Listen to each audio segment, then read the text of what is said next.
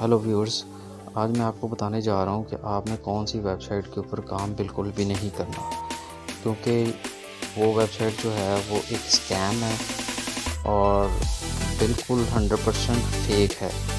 उसमें आपने बिल्कुल भी टाइम ज़ाया नहीं करना और क्योंकि वो विड्रॉ नहीं देते। ये आपको मैं दिखा भी देता हूँ। यहाँ पे 84,000 सतोशीज के करीब यहाँ पे अकाउंट में पड़े हुए थे। इसका विड्रॉल लगाया, 5 डेज़ हो गए हैं, मैंने विड्रॉल नहीं दिया। तो ये 1-2 जगह से मैंने वैसे भी चेक किया है, स्कैम एडवाइज़र से भी पता किया है। तो ये जो वेबसाइट है ना, इस पे आपने काम बिल्कुल भी नहीं करना।